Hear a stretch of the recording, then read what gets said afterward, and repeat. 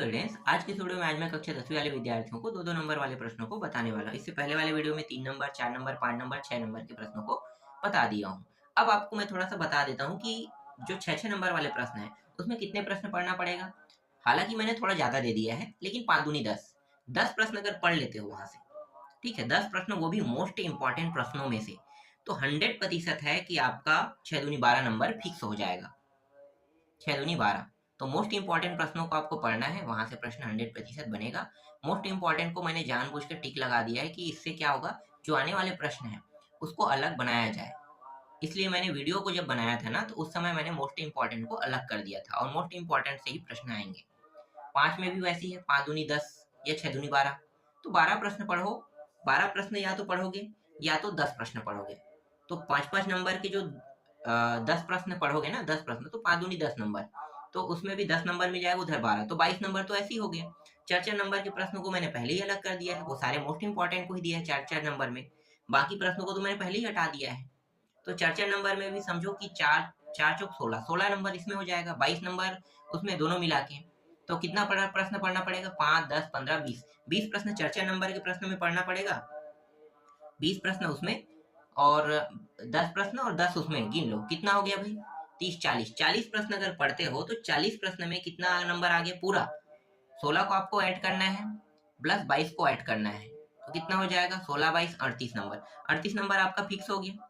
3-3 number का प्रश्न है, थोड़ा सा 3-3 नंबर के प्रश्नों में ज्यादा पढ़ना पड़ेगा और 2-2 में ज्यादा पढ़ना पड़ेगा। बाकी आप आसानी से बाकी में आप अच्छा नंबर लेकर आ जाओगे।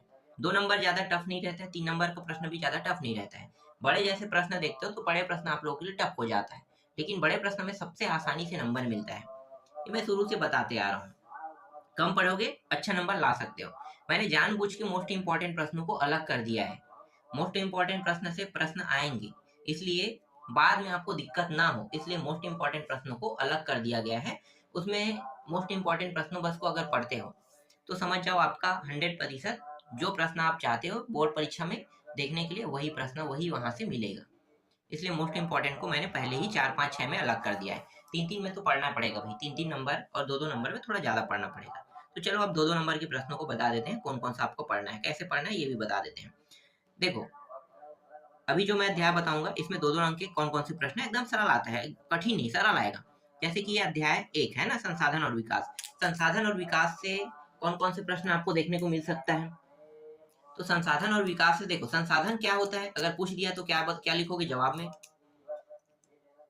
भाई संसाधन और विकास से प्रश्न पूछेगा तो आप क्या लिखोगे। तो संसाधन और विकास, चलो दिखाता हूँ। ये पेन जो है ना टूट गया यार, इस वजह से थोड़ा दिक्कत हो रहा है। देखो, ये सिंक क्षमता वाला आया था तो नहीं आएगा इस साल, हर साल एक बार जो आया है ना वो हर साल रिपीट नहीं होता है। तो देखो सिंक क्षमता, ठीक है, ये प्रश्न नहीं आएगा। हाँ, एल्डोसल्फान क्या है, एक कीटनाशक, इसको तो बता सकते हो ना। सौर ऊर्जा का उपयोग किन किन क्षेत्रों में किया जाता है, कहाँ कहाँ किया जाता है भाई, तो देख लो, कारखाने में, घरों में उपयोग में किया जाता है। ऐसे प्रश्न आएंगे तो संसाधन किसे कहे जाते हैं, जिन चीजों का हम अपने उपयोग में लाते हैं, जो इन चीजों का मनुष्य उपयोग में लाते हैं उन्हीं को संसाधन किया जाता है। एकदम सरल शब्दों में बता रहा हूँ मैं। मृदा के नवीनीकरण का आशय क्या है भाई, मृदा का नवीनीकरण का मतलब है कि जिसकी उपजाऊ क्षमता खत्म हो जाती है, उसकी उपजाऊ क्षमता बनाने के लिए उसमें कुछ खाद मिलाते हैं, जैसे जैविक खाद।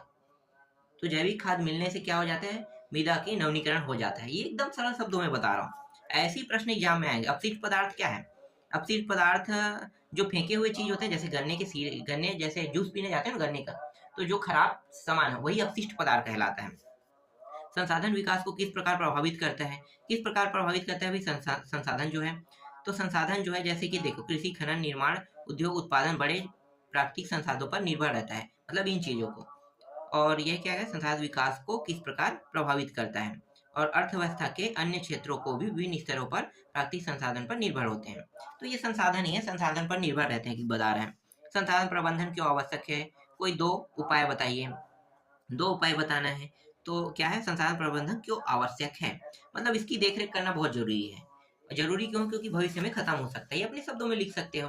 और वैकल्पिक संसाधनों पर अधिक जोर देना और संसाधनों का नवीनीकरण करना, है ना। इसके बाद देखो, प्राकृतिक संसाधन किसे कहते हैं, किन्हीं 2 नवीनीकरण संसाधनों के नाम लिखे। अब प्राकृतिक संसाधन क्या है, जो हम नहीं बनाते हैं, ठीक है, हमारे द्वारा बनाया जाता है तो वो अलग संसाधन कहलाता है। मानवीय क्रिया के 3 संसाधन होता है। प्राकृतिक संसाधन किसे कहेंगे? प्राकृतिक संसाधन जो भगवान बनाता है, जैसे भगवान ने करके हम प्राकृतिक शब्द उपयोग करते हैं। तो प्रकृति जैसे पहाड़ बनाए तो ये सब प्राकृतिक संसाधन है। जैसे वन है, ये खनिज है ना, तो ये है एकदम ऐसी यही यहाँ से प्रश्न 2 प्रश्न आने वाले हैं। यहाँ से दो प्रश्न 2 सेट में आने वाले हैं। कौन सा सेट में आएगा मैं नहीं जानता हूँ, लेकिन 2 सेट में यहाँ से 2 प्रश्न आएगा। वो ए में भी हो सकता है, सी में भी हो सकता है ना। 2 प्रश्न आएंगे। जैविक संसाधन किसे कहते हैं? जैविक संसाधन के बारे में पता होगा ना। जैविक संसाधन किसे कहते हैं? जैसे मछली, लकड़ी है ना, कोयला, ये सब क्या है? ये जैविक संसाधन है। अजैविक संसाधन क्या है? जैसे भूमि, जल, खनिज नीचे में पाया जाता है जैविक संसाधन। शुद्धिकरण क्षमता क्या है? ठीक है, आसान आसान प्रश्न है, इनको पूरा पढ़ना है। ठीक है, देखो, विद्युत के लिए कोयले का विकल्प हो सकता है। मानव इतिहास की महत्वपूर्ण क्रांति कौन सी है? एकदम सरल है, ऐसे एग्जाम में आने वाले हैं। प्राकृतिक संसाधन, देखो प्राकृतिक संसाधन से आ गया आय। आप कैसे कह सकते हैं कि भारत वन क्षेत्र बहुल्य बहुत कम है ना। मानव निर्मित संसाधनों का 4 उदाहरण दीजिए। अनौनिकन संसाधन, जैविक संसाधन किसे कहते हैं, और जैव संसाधन क्या होते हैं, उदाहरण सहित लिखे। तो देखो यहाँ से आने वाले प्रश्न, 2 प्रश्न यहाँ से आने वाले हैं। ठीक है, तो एक तो मैंने बता दिया संसाधन और विकास से, है ना। संसाधन विकास के बाद अगला जो अध्याय मैं बताऊंगा वो है विकास और समझ। चलो देखते हैं विकास और समझ कौन से हैं, फटाफट बताते हैं। विकास और समझ कहाँ है भाई? विकास और समझ 17 अध्याय में जाना पड़ेगा, बहुत पीछे है। देखते हैं आता है कि नहीं आता है, मैं यहीं पे बता दूंगा। यहाँ से प्रश्न आएगा कि नहीं आएगा। नहीं आएगा तो फालतू क्यों पढ़ोगे इन अध्यायों को जहाँ से प्रश्न नहीं आएगा। है एक आध प्रश्न है यहाँ पे, ठीक है, यहाँ से है 17 प्रश्न है। 17 में से ज्यादा नहीं पढ़ना पड़ेगा, 15-16 प्रश्न पढ़ना पड़ेगा। एक सेट में यहाँ से प्रश्न आएगा। देखो, जैसे कि सरकार द्वारा बिजली की सुविधा किस लिए प्रदान की जाती है? तो किस लिए प्रदान की जाती है भाई? तो यहाँ पे देखो लिखा होगा, बिजली की सुविधा सार्वजनिक सुविधा के लिए प्रदान की जाती है ना। और ये वर्ष 13-14 के बारे में पूछा है। प्रतिवर्ष व्यक्ति की आय सबसे अधिक थी। तो कितना था भाई? प्रति व्यक्ति आय सबसे अधिक है तो इतना याद रखना, 1,14,392। विकास को मापने के 2 संकेतों के नाम लिखिए। 2 संकेत बताने विकास मापने के लिए। तो भाई प्रति व्यक्ति राष्ट्रीय आय और ये मासिक है। ये जीवन प्रत्याशा क्या दर्शाती है? उत्तर क्या लिखोगे? जीवन प्रत्याशा जन्म के समय एक व्यक्ति के औसत अनुमानित जीवन काल को दर्शाती है। यह एक अनुमान लगाती है कि एक बच्चा कितने दिनों तक जीवित रह सकता है। इसीलिए तो इंसानों का जो जीवन काल होता है, पता चला 100 साल का होता है, लेकिन वर्तमान में 100 साल नहीं जीते हैं। अब 70 साल हो गया है, 80 साल हो गया है। जो अभी पैदा हो रहे बच्चे, मुझे नहीं लगता है कि वो 70 भी जी पाएगा, क्योंकि जो केमिकल है बहुत सारे के उपयोग कर रहे हैं, तो शरीर धीरे धीरे डैमेज होते जा रहे हैं। इसी तरीके से हमारा जो उम्र है वो घटते जा रहा है। साक्षरता दर क्या क्या दर्शाती है? साक्षरता दर 15 वर्ष और उससे अधिक आयु के लोगों में साक्षर जनसंख्या के अनुपात को दर्शाती है। आपके विचार में विकास क्या है? ये थोड़ा सा हो सकता है, ये आपके विचार में विकास क्या, अपने विचार में लिखना है, देख लेना इस प्रश्न को। दिहाड़ी मजदूर की दृष्टि से विकास का क्या लक्ष्य है? क्या लक्ष्य है भाई? दिहाड़ी मजदूर की दृष्टि से वर्ष भर काम प्राप्ति व बेहतर मजदूरी विकास का लक्ष्य है। मुझे सेटिस्फाई उत्तर नहीं लगा, यहाँ पे एकदम फालतू उत्तर लिखा है।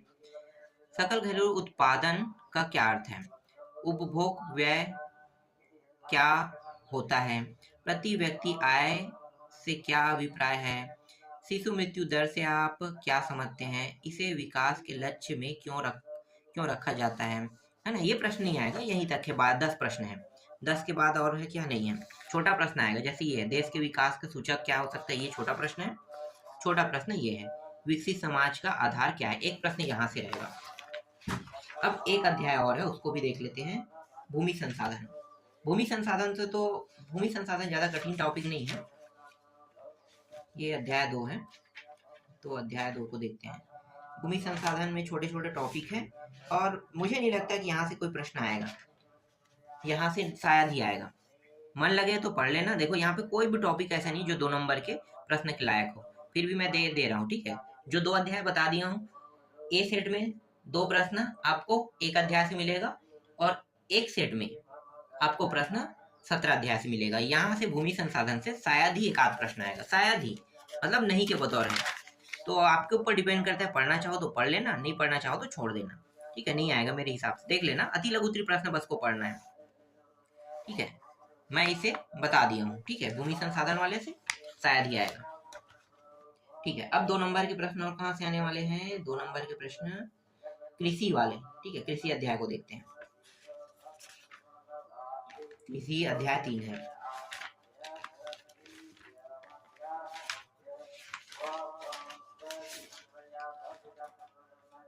अध्याय 3।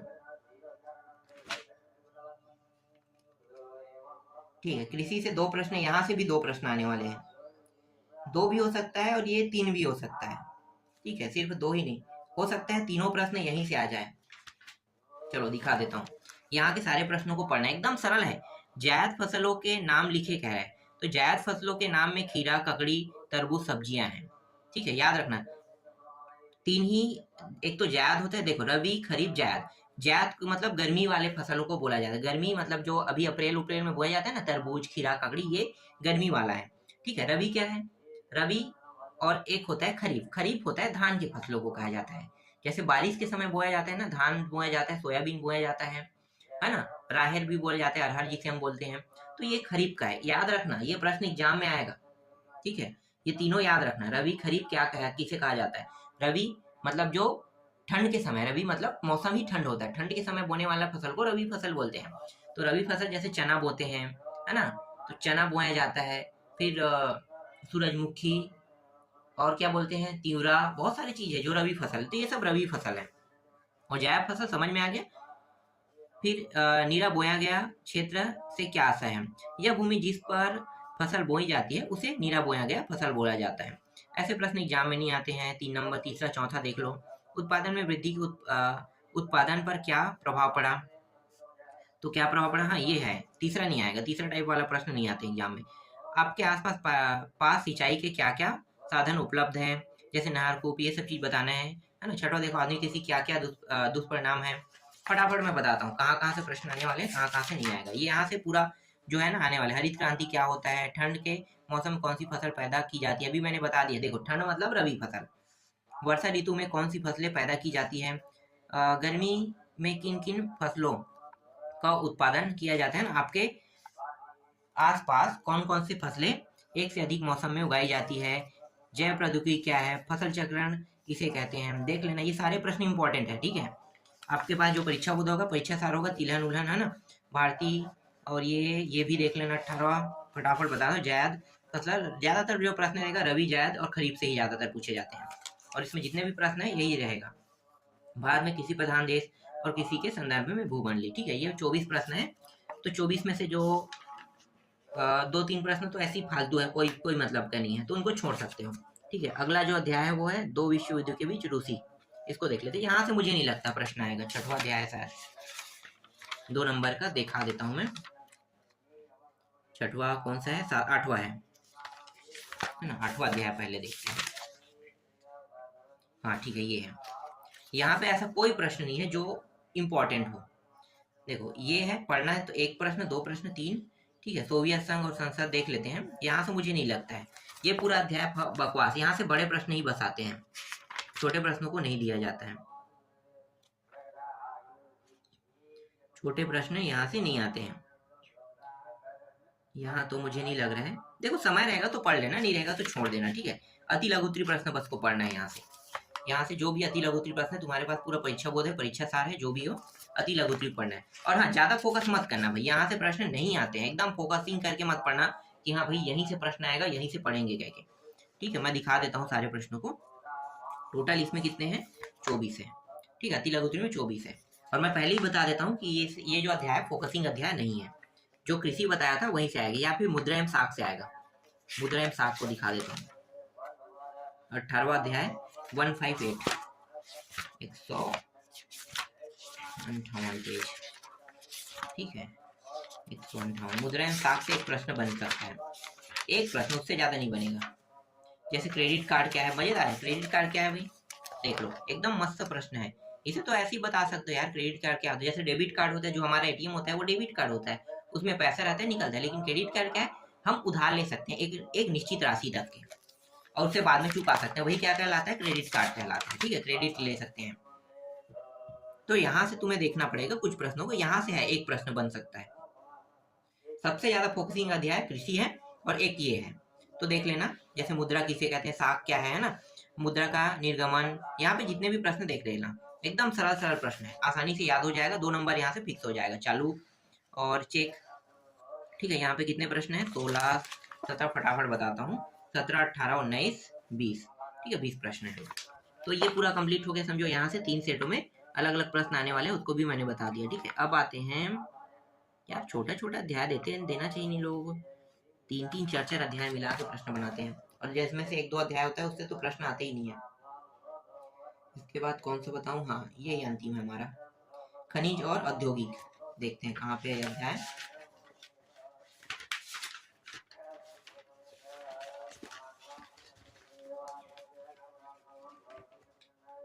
खनिज और चौथा अध्याय है। चौथा अध्याय से प्रश्न आएगा कि नहीं आएगा, चलो इसको पहले देख लेते हैं।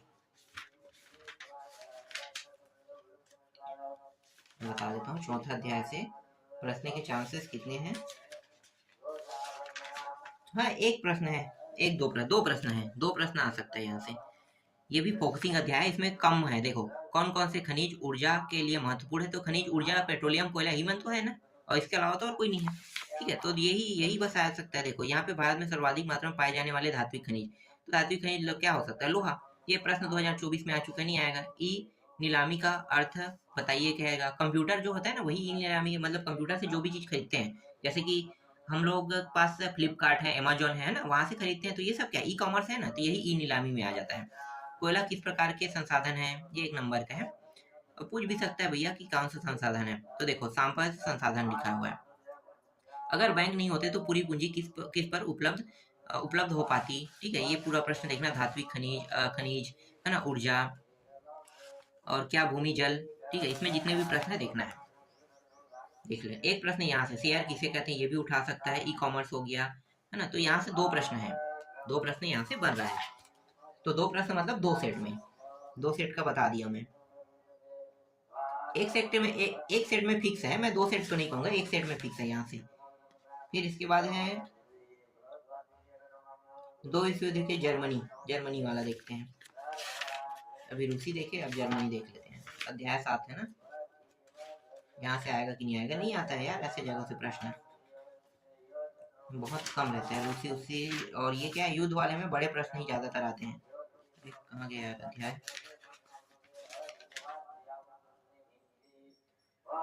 जर्मनी में 77 पेज है, 77 पेज।